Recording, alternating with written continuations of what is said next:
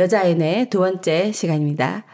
지난번에 구조적인 면과 호르몬 얘기를 좀 했었었죠. 3가지 호르몬 얘기했었었고, 이번에는 제가 처음 듣는 구조적인 얘기가 있었어요. 그래서 좀 이거 자세하게 보려고 갖고 왔는데, 이번 시간에는 전두엽 중에서 각각의 영역이 있더라고요. 어떤 책에서 본 적이 없었는데, 공감의 뇌, 의욕의 뇌, 집중의 뇌, 전환의 뇌라는 각 부위들이 있어요.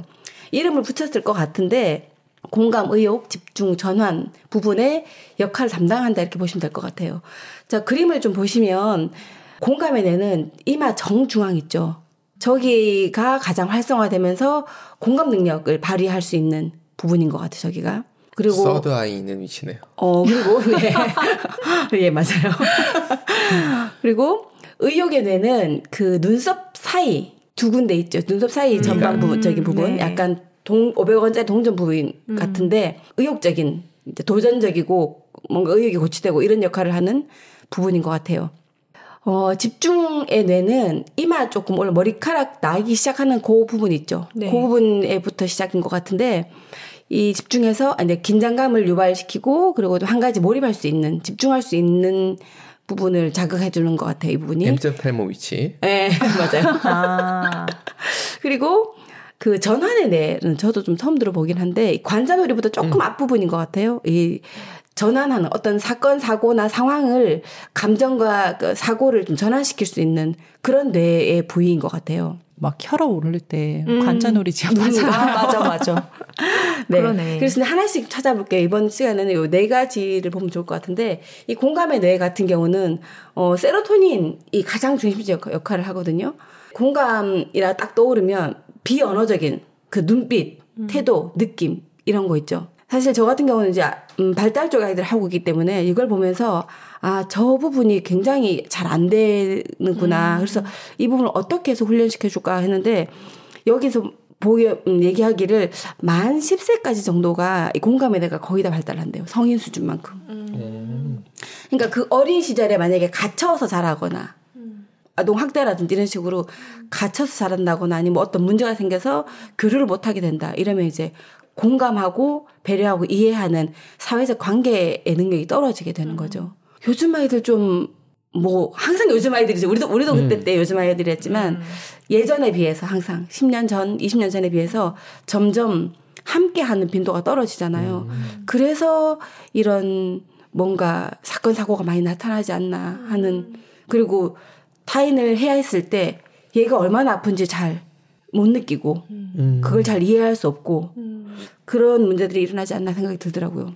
SQ라고 하는 그 소셜 코어선트라고 우리가 그 IQ SQ 얘기하잖아요. 네. 그래서 이제 사회성 발달의 핵심이 되는 부위라고 하거든요. 이 공감적인 게. 그래서 이해나 배려나 협동심이 가장 잘 발달될 수 있는 근거가 되는 거고요. 그리고 아까 말씀드렸듯이 한 10살까지 발달이 되고. 그리고 사춘기에는 세로토닌하고 여성 호르몬이 가장 연결 잘 된다 했잖아요. 네. 그래서 에스트로겐 분비가 왕성한 여자아이들, 그 딱 사춘기 넘어가는 그 시절, 그 시기부터 시작해서 세로토닌 분비가 많아지면서 공감이 이제 풍부해지는 거죠. 그러면서 애들이 그때부터 엄마를 위해서 막 요리도 좀 하고, 그리고 아빠가 힘들면 뭐로 좀 선물도 해주고 뭔가 편지도 써주고 이렇게. 맞아요. 딸아이가 그때 케이크 만들어서 갖고 오고 그랬어요. 공감을 하거든요, 이제. 부모가 힘든 거구나. 이렇게 뭔가, 엄마가 외롭구나. 아니면 엄마가 힘들고 엄마가 아프구나. 그전에는 내가 아파도 이것이 아무 개념이 없다가 어느 나이쯤 되면 이게 조금 발달하는 게 이제 공감의 뇌가 발달하고 그 이면에는 세로토닌 분비가 되고 있다는 거. 남자애들은 그럼 이식수술? 그래서 남자애들은 그렇죠. 되게 잘 안 되니까 엄마가 아픈데도 눈치 없이 내 밥은 이러다가 이제 등짝 맞고 이러죠. 굉장히 궁금해서 뇌를 이식 수술하면 저게 되나? 이런 생각이 든 거예요. 그 정도는 학습에 의해서 가능한 거 같아요. 되죠. 저도 이제 제가 만약에 다쳤으면은 지금 굉장히 기계적으로 반응을 해요. 멀리서 네. 와, 그래도 기특하다. 그런 것들을 계속 학습시키는 방법밖에는 없는 것 맞아요. 같아요. 그래서 남자애들은 훈련을 시키는 게 가장 아름다운 방법인 것 같아요. 갑자기 훈련 그러니까 약간 강아지가 생각나요. 공감을 하면서 이렇게 해주겠지 하는 여자들의 그 공감을 얻기 위한 기대.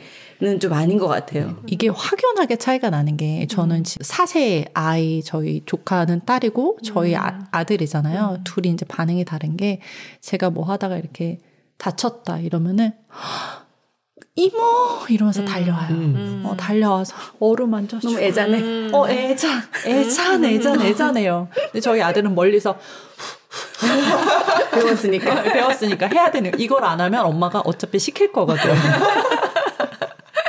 그래도 훌륭하다 그거라도 배운 걸 하니까. 그러니까. 그래서 이제 조금 공감대를 발달시킬 수 있는 방법을 조금 설명했는데 저도 이것을 되게 중요하게 생각하는데 예체능 교육을 하는 거. 근데 제가 지금 발달이 조금 떨어지는 이게 특히나 공감이 안 되는 약간 자폐적인 성향이 있는 아이들이지만 인지 기능은 좀 높은 IQ는 조금 일반적인 수준까지 올라와 있는데 좀 교류가 안 되고 뭘 하냐면 합창을 못해요, 얘네들이. 왜냐면 우리가 합창을 하는 거에 대해서 혹시 궁금해 보셨나요? 어떻게 얘랑 나랑 아니고? 한꺼번에 합창은 노래 그 가락이 문제가 아니고 얘랑 나랑 호흡 맞추는 거예요. 그러니까 아이들이 예를 들어서 여러분 하면 동시에 다 네 하는 박자가 기가 막히게 맞잖아요. 네. 근데 맞지 않아 얘네들은. 아스퍼거 얘네들은. 언제 어느 템포쯤에 이걸 하는지 호흡이 하나도 안 맞는 거예요. 그래서 제가 입실하고 퇴실할 때 2명이 하거든요. 둘이서 어떻게든 둘이 박자 맞추라 그래요. 선생님 안녕히 계세요를 둘이 계속 맞추라고 하면 둘이 손을 잡고 엄청 용어를 쓰는 잘 안 맞아. 잘 안 맞아요. 그래서 차렷 경례 애들이 같이 하는 것도 진짜 되게 중요한 공감대 발달이고 합창하는 거, 합주하는 거, 농구, 축구 같이 하는 거 전부 다 함께 하는 거거든요. 그게 굉장히 공감대를 발달시키는 거예요. 근데 학교에 자꾸 그런 걸 안 하니까 조금 안타까운데 그리고 2인 삼각 경기 이런 거 굉장히 뭐 발달할 수밖에 없게 되는 거죠. 그리고 우리 어릴 때 했던 건 쎄쎄쎄. 그래서 아까 그 남자애 둘이를 쎄쎄쎄 시키거든요. 쎄쎄쎄가 어쩜 그렇게 안 되는지 서로 박자가 하나도 안 맞아요. 와. 쎄쎄쎄가 이렇게 손을 이렇게 하잖아요. 하면 얘가 펼 때 얘가 오므린다던가 얘가 밀면 얘는 뒤로 가버린다던가 뭐 이런 식으로 둘이 안 맞으니까 계속 화가 나는 거야. 근데 왜 안 맞는지 모르는 거야. 그게 페로몬이 왔다 갔다 하는 거였군요. 그게 굉장히 교류가 필요한 것들인데 우린 자연스럽게 되니까. 그게 없는 아이들을 보면 이게 되게 굉장히 중요하구나를 알게 돼요. 근데 이게 또 포인트가 뭐냐면은 주로 엄마들이 양육을 하잖아요. 엄마들은 태어났을 때부터 이게 너무 당연시 되잖아요. 맞아요. 쎄쎄쎄하고 고무줄하고 항상 같이 뭔가를 호흡해서 하는 거라는데 남자들은 대부분 뭐 다방구라든지 전쟁놀이라든지 혼자 개개인 다 같이 하는 놀이지만 혼자만의 호흡이 중요한 놀이들을 하거든요. 그래서 엄마들이 그런 걸 하기에도 조금 힘들어하긴 할 것 같아요. 딸내미 대안학교를 보낼 때 가서 굉장히 인상적이었던 것 중에 하나가 남자애들이 방과 후에 저녁 먹기 전까지 정말 미친 듯이 농구를 하고 있는 거예요. 축구를 하고. 근데 맞아요. 그 모습이 저는 되게 그냥 보기 좋았던 거예요. 맞아요. 저도 대안학교 몇 군데 지금 가보고 있는데 대부분 제가 이제 오후에 가보면 거의 다 그런 모습들이더라고요. 내내 뛰어놀고 있죠. 네. 그래서 네. 되게 좋아 보이더라고요. 네. 그래서 그냥 인간은 두면 그렇게 하고 같이 놀게 되어 있잖아요. 근데 이제 그냥 두지 않고 지금 뭘 자꾸 조작해서 뭘 시키려고 하다 보니 뭐가 자꾸 얼그러지는 것 같긴 하더라고요.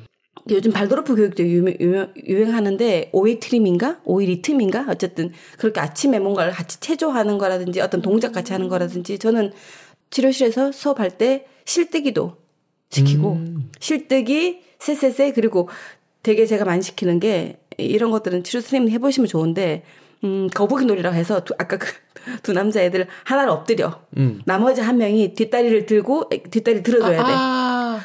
호흡 진짜 맞아야 되거든요. 언제 잘 안 맞냐면 한 명이 한 다리를 들어. 그럼 얘를 잡아줘야 될 거 아니에요. 그 나머지 잡아줘야 이걸 힘을 들고 나머지 하나를 해주잖아요. 얘가 이걸 힘을 어떻게 줄지 모르고 얘가 이 다리가 언제 올라올지 몰라요. 하나도 호흡이 안 맞으니까 앞에 있는 애는 계속 힘들고 뒤에는 뒤에대로 다리가 잘 박자가 안 맞아 안 들어지니까 거북이가 안 되는 거예요. 이게 너무 자연스럽게 되는 건데 안 돼요. 남자애들한테 특히나 워낙 뛰어다니는 거 좋아하니까 스포츠를 시키는 게 의미가 있네요. 그럼요. 맞아요. 특히나 농구 같은 게 되게 빠르거든요. 그런 상태에서 패스를 할 때 상대방이 그걸 그렇죠. 눈치를 못 채면 공에 맞거든요. 그냥. 그러니까 그 비언어적인 소통 감각이 다 공감내거든요. 그러니까 남자애들은 그렇게 해서 발달하긴 해요. 여자들보다. 근데 이제 여자들보다는 약하지만 그런 놀이를 많이 해주고 많이 했던 애들은 또 그만큼 차이가 나겠죠 아마. 이것도 게임도 생각이 나네요. 비디오 게임 같은 경우도 혼자 하는 것 같은데 요즘은 같이 플레이하는 멀티로 하는 경우들이 많잖아요. 이거 보통 이렇게 헤드셋 하면서 소통하면서 하거든요. 그것도 도움이 안 되는 건 아니겠네요. 맞아요. 그것도 어쨌든 같이 하는 거. 그리고 생각해봤는데 조금 큰 애들은 그렇게 만약에 실내에서 한다. 카드 놀이 같은 것도 괜찮아요. 제가 사실 저희 딸을 지금 화투로 가르쳐보고 했는데 카드 놀이 어쨌든 그런 뭐 비슷한 거 보드게임. 그래서 저희 이모들이 그렇게 초등학교 전에 저희한테 화투를 가르친 거네요. 그림도 그림이지만 승부도 있지만 저는 상대방하고 나하고 심리전을 가질 수 있는 그런 카드 놀이 보드게임 들도 괜찮아요. 요즘 보드게임들은 사실 보드게임 자체에 포커스 많이 가 있는데 그보다는 이 보드게임이 상대방의 심리전, 눈치 작전으로 가는 보드게임이 훨씬 더 좋아요. 카탄 너무 좋아요. 그런 면에서. 네. 제가 봤을 때는 화투보다는 포카가 더 나은 것 같아요. 포카가 훨씬 더 사람을 바라보게 되거든요. 화투는 그림을 주로 많이 그림을 보죠. 맞춰야 되거든. 네, 비중이거든요. 물론 눈치를 보죠. 제가 뭐 들고 있다, 뭐 이렇게 다 눈치를 보긴 하지만 포카는 더 심해요. 저 사람이 뭘 들고 있는지를 눈빛으로 알거든요. 포카를 배워봐야 되겠네. 괜찮아요. 저는 그래서 그걸 못 하나 봐요. 전혀 남을 의식하지 않고 제 그림 맞추기에 열중하고 그렇죠. 내가 무슨 카드가 있고 이 카드를 어떻게 활용해야 될지만 생각할까. 그렇죠. 손목을 좀 많이 맞아보거나 돈을 많이 잃어보면 눈치가 생기게 돈을 많이 잃어버려요. 저도 그러면서 배웠어요. 네. 네, 공감네. 그렇게 해서 발달할 수 저는 있고요. 좀 반대로 생각한 게 뭐냐면 남자아이들은 그렇게 뛰면서 사춘기를 보내는데 그럼 여자아이들은 사춘기를 어떻게 보내는 게 좋은 걸까? 그게 그러니까 공감의 내가 커지다 보면은 본인이 하는 공감뿐만 아니라 남들이 주는 공감도 되게 많이 필요로 하는 시기인 거잖아요. 맞아요. 그래서 타인의식을 되게 많이 해요. 뒤에 얘기 나오겠지만은 타인의식을 좀 지나치게 많이 할 때예요, 이 나이가.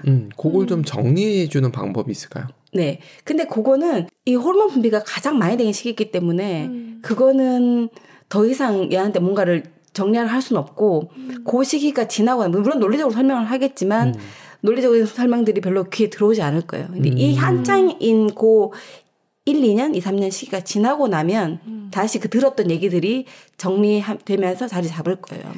맞아. 근데 저는 이거 제 방법이었는데 저는 이제 누구한테 얘기 잘하는 스타일도 아니었고 집에서 소통되는 사람도 없고 너무 혼자서 외롭고 힘든데 이게 뭐라고 표현도 못하고 이런 상태가 굉장히 오래 지속됐는데 제가 연극을 탈출구로 보기 시작했단 말이죠. 몰래 가면서. 근데 그런 약간 문학 작품이나 연극 같은 걸 보는 게 되게 많이 위로가 되는 게 공감 포인트가 있잖아요. 인간은 이런 거구나. 인간은 뭐 이렇게 아프구나, 이렇게 외롭구나, 이렇게 뒤통수 당하기도 하는구나, 막 이런 거를 거기서 내가 간접 경험을 하는 게 그게 저의 그 호르몬이 정리 안 된 걸 좀 정리되게 해줬던 것 같긴 해요.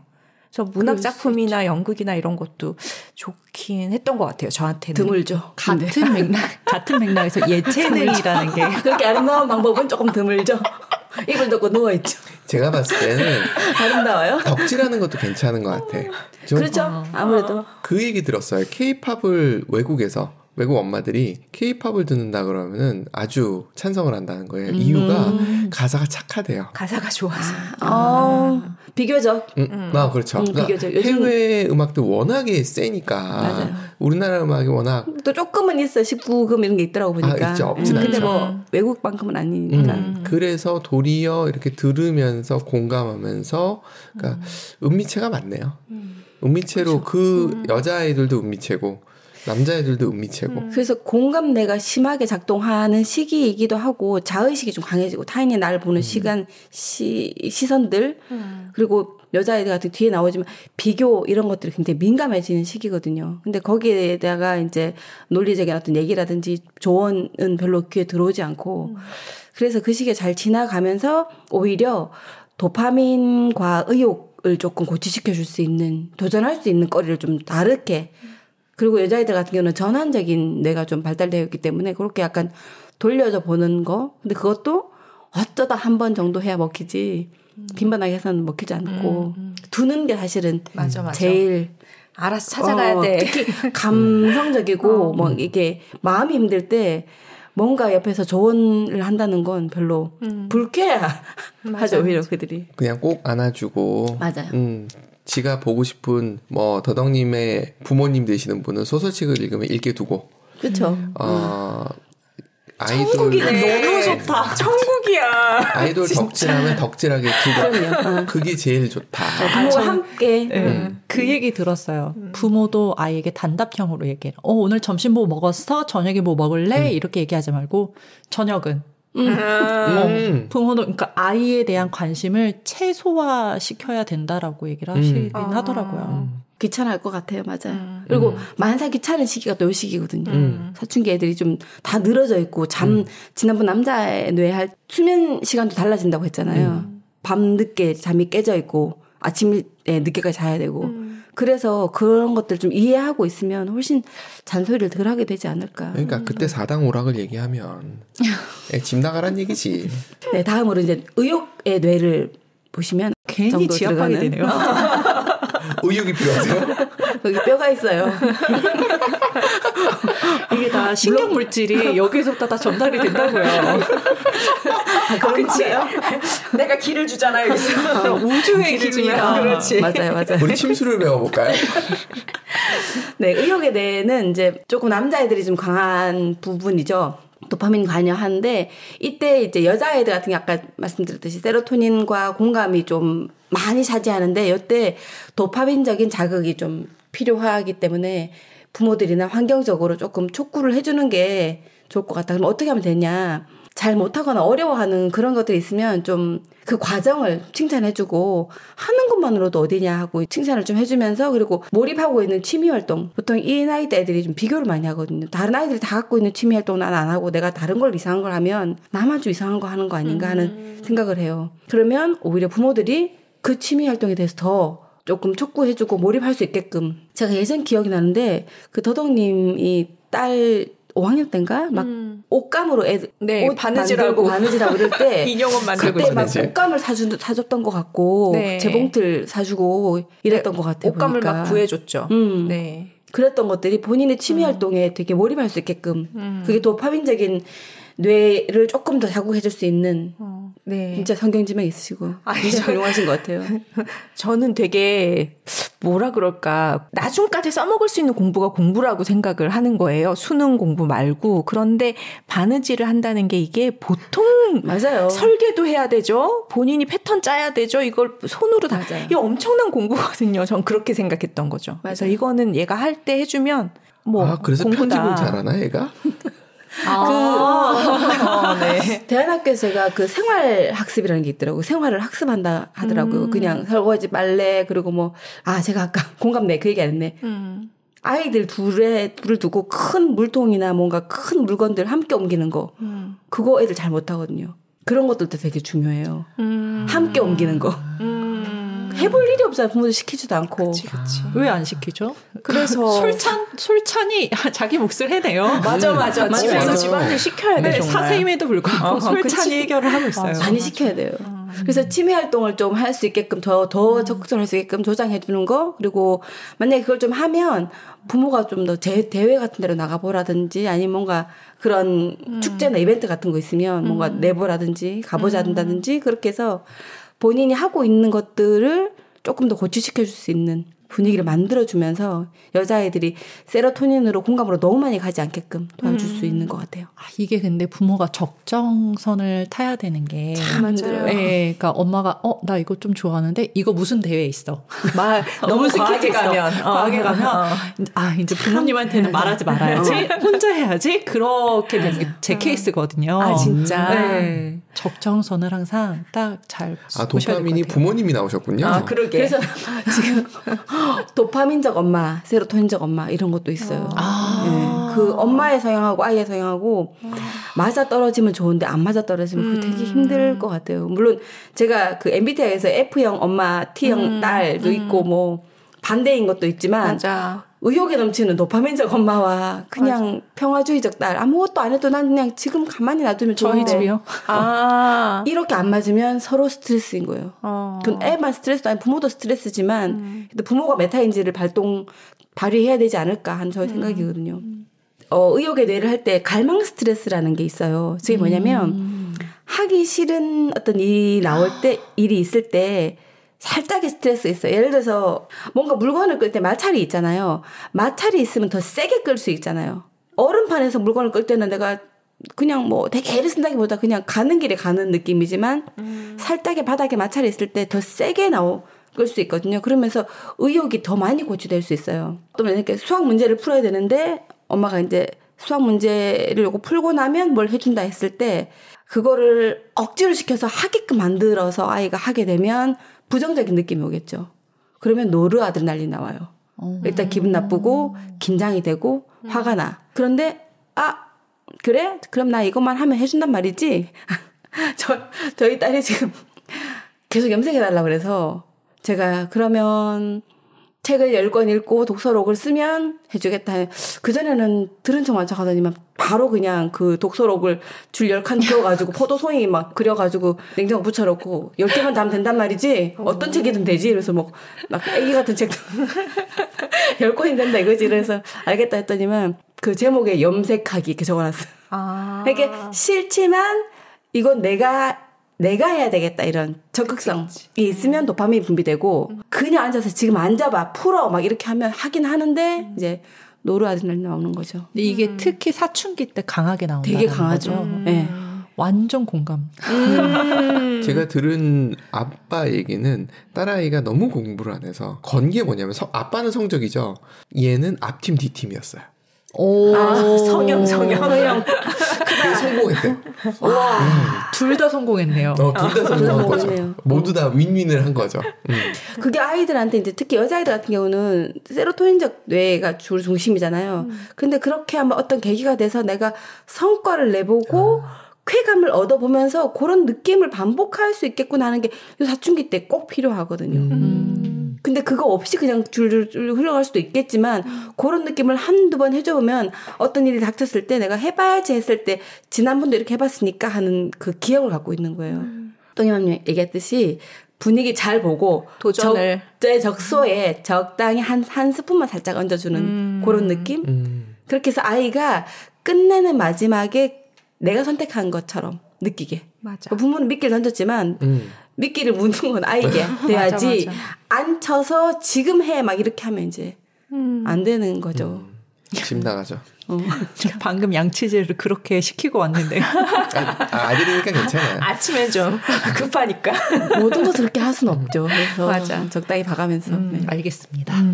그리고 이제 집중해내는 사실 남자 여자의 차이가 별로 없어요. 이거 둘 다 잘 하는 건데 요거는 이제 노르아드레날린이 관여합니다. 그래서 이 집중뇌는 일상적인 활동들 생각보다 우리가 많은 것들을 하고 있는데 운전한다든지 요리한다든지 아니면 뭐 짐을 나른다든지 이런 거 할 때 생각보다 그 우리가 워킹 메모리거든요. 작업 기억 이것들이 많이 필요한 건데 운전하는 게 물론 오래 하신 분들은 쉽게 느껴질 수 있고 처음 왔던 사람들은 완전 긴장을 하잖아요. 맞아, 집중하고. 맞아. 그때 뇌가 굉장히 많이 쓰이거든요. 생각해 보세요. 사람도 신경 쓰고 교통규칙, 앞에 오는 차, 뒤에 오는 차, 신호등 동시에 여러 가지 써야 되고 그 어느 때의 브레이크인지 어느 때의 엑셀인지 이렇게. 그리고 요리 같은 경우는 냉장고에 뭐가 있고 뭐부터 할지 순서도 정해져야 되고 우왕좌왕 할 수 있겠지만 그렇게 여러 가지를 한꺼번에 요리를 하면서 전화를 받잖아요. 예를 들어서. 근데 전화가 되게 심각해. 그럼 요리가 좀 합득이 안 맞을 수도 있고. 그치. 운전 같은 경우도 만약에 되게 심각한 얘기를 막 몰입해서 하고 있으면 딴 길로 가거나 사고가 나죠. 그래서 우리가 그게 워킹 메모리라는 어떤 작업대가 있어요. 그 작업대 위에 얼마나 많은 양이 올라와서 집중적으로 해낼 수 있느냐 그건데 그래서 이제 집중의 뇌라는 거는 그렇게 일상의 활동들에도 관련이 많이 되어 있고 워킹 메모리하고도 관련이 많이 되어 있고 요거는 이제 적정한 스트레스와 적정한 노르아드레날린이 나와줘야 된다는 거. 집중력에 도움이 된다고 하는데 이거 제가 생각해보니까 맞는 거예요. 생활소음 있으면 공부나 일이 더 잘 돼요. 예를 들어서 바깥에서 뭐 특별히 막 집중되는 소리 말고 뭐 청소기 소리 아니면 불 파는 소리, 드르르륵 소리, 아니면 뭐 자동차 소리 그냥. 물소리가 그래서 좋은 것 물소리 같아요. 폭포 같은 것도 괜찮고 약간 크긴 하지만 아니면 계곡물 흐르는 소리. 네, 아니면 바람에 자연 소리. 이 나뭇잎 흔들리는 소리 이런 거 되게 좋고요. 그게 안 될 때 제 음악을 듣는 편이거든요. 그걸 보고 옆에 팀장이 뭐라 해가지고 제가 한마디 했죠. 그래서 갑자기 그 MC 스퀘어 혹시 맞아요 있었어. 그건 무슨 파가 나온다고. 네, 맞아. 그런 독서실도 있었거든요. 그래서 아마 자연 속에 들어가서 새소리 물소리 들으면서 책 보거나 뭔가 일을 할 때 잘 되고. 폭포하래죠. 그렇죠. 그래서 생활 소음들, 자연 소음들, 아스무르 나오면 되게 좋죠. 파도 소리 좋았던 기억나요. 코타키나발루에서 선셋바. 네, 맞아요. 거기서 파도 소리 정말 기억나요. 유튜브 찾으면 요즘 또 저거 다 해주잖아요. 다 해주잖아요. 네. 9시간 연속 이렇게 막 9시간 해주잖아요. 근데 이제 제가 상담을 해보면 부모님들이 너무 스트레스 받지 않을까요, 우리 애가? 그래서 스트레스 받을까 걱정을 또 엄청 많이 하세요. 뭘만 하면 스트레스 받지 않을까. 무균실에서 사셔야 되는데 태어난 게 이미 스트레스인데 약간 과다하게 그게 있는 것 같아. 스트레스를 안 줘야 된다는 맞아. 이게 이제 한쪽만 너무 공부하다 보면 스트레스를 주지 말아야 된다는 게 이게 그 아이가 인생에 있어서 트라우마나 큰 상처가 될 것인지를 생각해 보시면 되거든요. 내 애가 요 정도가 인생에 큰 상처면 얘는 못 살아가죠. 요 정도는 넘어갈 수 있겠다 하고 부모가 판단을 해야 되는데 모든 것들이 다 얘한테 상처가 크게 될 것 같은 거예요. 군대 옆에 오피스텔이 자리가 없는 거랑 비슷한. 비슷해요. 예, 그런 거죠. 요즘 중대장님이 거의 유치원 보모지잖아요. 그러니까 소식을 전달해 주신다고. 전쟁이 나면 바로 엄마들이 이제 총 들고 뛰어나가는 거죠. 들어가죠. 부대 안으로. 그래서 요새 스몰 트라우마라고 용어가 또 뜨더라고요. 네, 작은 트라우마는 오히려 성장에 더 긍정적인 효과를 주니까 맞아. 너무 부모들한테 겁내하지 말라고. 그래서 그걸 뛰어넘으면서 점프하면서 계속 탄력성이라든지 그 적응력을 높여준다 해야 되나? 높여주는 거죠. 그렇게 해서 그걸 키워야 되는 거지. 그걸 키우는 게 방법이지. 그걸 안 주는 거는 아이가 이제 어린 시절에서 멈추는 거죠. 그 면역이랑 똑같은 게 왜 엄마들이 요즘 소독에 맹신해가지고 집안을 다 소독하잖아요. 그러면 애들이 이제 면역력이 오히려 떨어지잖아요. 훈련이 안 되니까. 그처럼 일상에서도 진짜 그런 실패나 스트레스를 그래서 그 정도로 후진국이라든지 좀 어려운 환경에 있는 사람들은 자살하지는 않거든요. 내가 지금 배고파 죽겠는데 자살을 할 기운이 없어. 그리고 배고파 죽을 지경인데 어떻게 자살을 해. 그러니까 자살을 하는 비중은 확실히 이렇게 보호받고 좀 이런 선진국에 훨씬 많고 아프리카나 뭔가 좀 어려운 곳에서 자살을 일은 없잖아요. 오히려 기아 사망이 많지. 비슷하네요. 마약을 많이 하는 게 고통을 벗어나기 위해서 하는데 객관적으로 봤을 때 고통은 정말 먹기 살기 어려운 나라에서 일어나는 일인데 마약을 많이 하는 나라는 먹고 살만한 나라. 그렇죠. 자극이 없으니 자극을 어려운 환경인 사람들 자극이 늘 오니까 그 센 자극들을 늘 극복해야 되는데 자극이 없으니 어떤 그런 물질로 자극을 주면서 뭔가 그러네요. 오징어 게임도 선진국에서 가능한 거지 어려운 나라에서 힘들겠네요. 아, 그거 내 생활인데 좀 기분 나쁘죠. 저걸 왜 이럴 수 있죠. 그래서 이런 노르아드레날린이 나올 수 있는 상황이 없다면 판단력이라든지 실행력 부족해지고 왜냐면 판단할 것도 없고 실행할 것도 없잖아요. 그러면서 무기력해지고 조금만 힘들어지면 우왕좌왕하게 되고 그럴 수 있어요. 성취와 실패를 왔다 갔다 할 수 있는 그런 것들을 많이 저는 학원들에서 급수 심사 되게 좋은 것 같아요.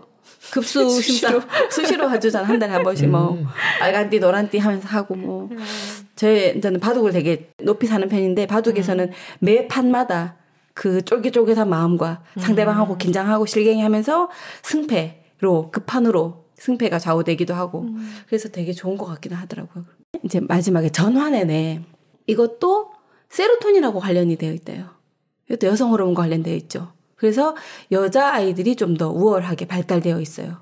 여자아이들이 우월한 거는 또 감정이 뭐 좀 안 좋은 감정이라든지 폭발적인 감정이 나올 때 그리고 아니면 또 침체될 때 이럴 때 얼마나 빠르게 사고와 감정이 잘 전환되는가를 보는데 또 여자아이들 같은 경우 호르몬도 호르몬이지만 기능적으로 그러해요. 예를 들어서 폭발적 사건이 나타나면은 남자들 같은 경우는 위협이라든지 공포가 나타나면 바로 동물적 아까 말했던 시상과 시상하고 간내 변연기가 작동을 해서 바로 반응을 하거든요. 그러니까 아무리 순환이라도 엄마가 계속 압박하고 쪼으면 팍 폭발하는 거예요. 그리고 집집마다 이제 남자애들 크는 집들은 벽에 구멍 한두 개 없는 집이 없다는. 아, 네. 우리 집에도 있었어요. 다들 있더라고요.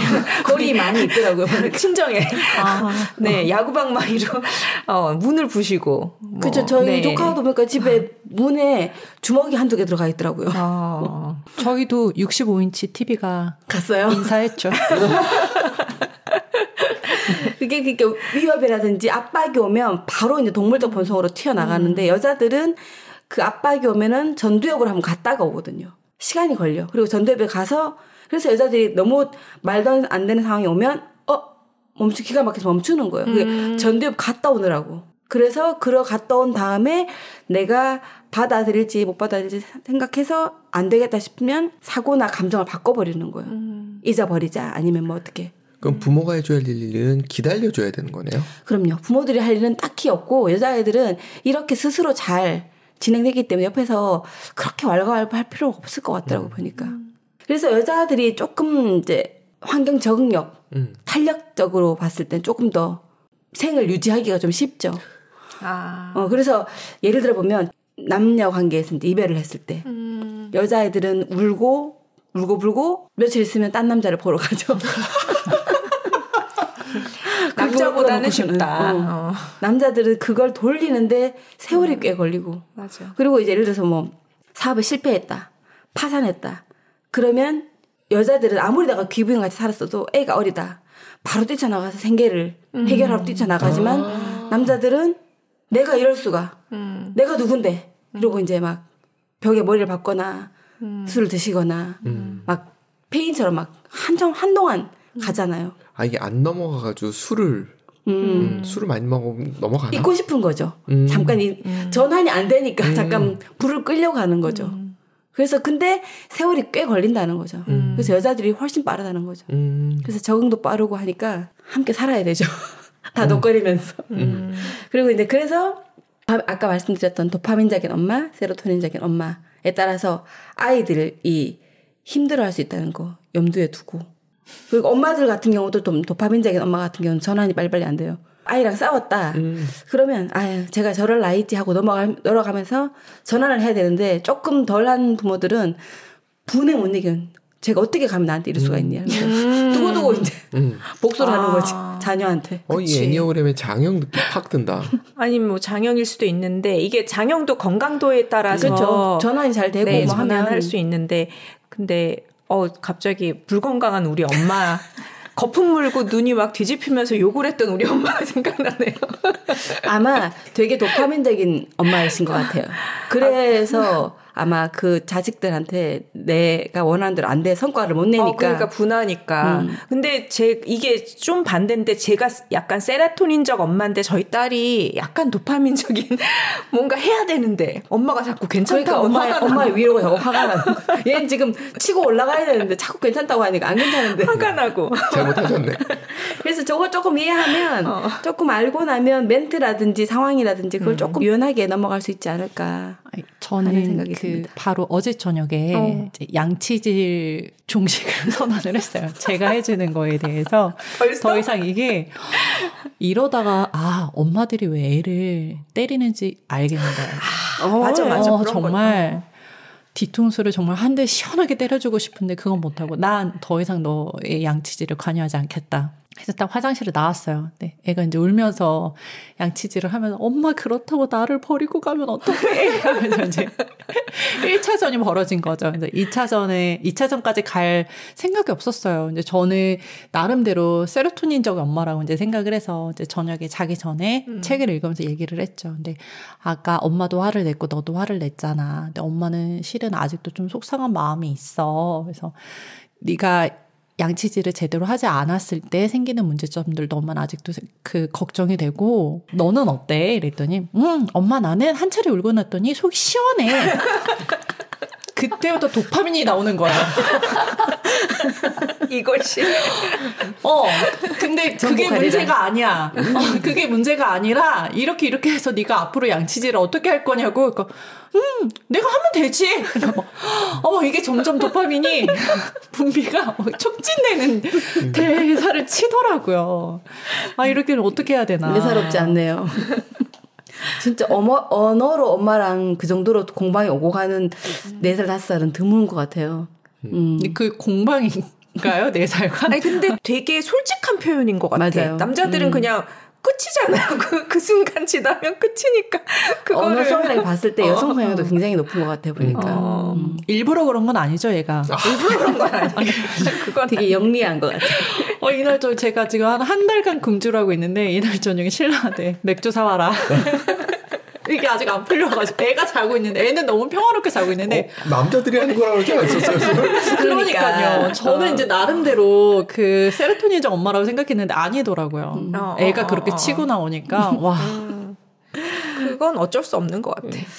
그래서 이런 4가지의 성향이라 뇌의 기능들을 좀 알아두고 상대 남편이든 아이든 누구든 간에 좀 이해하고 있으면 내가 좀 대처를 좀 할 수 있지 않을까 합니다. 네. 여기까지 하고 또 다음 시간에 뵙겠습니다.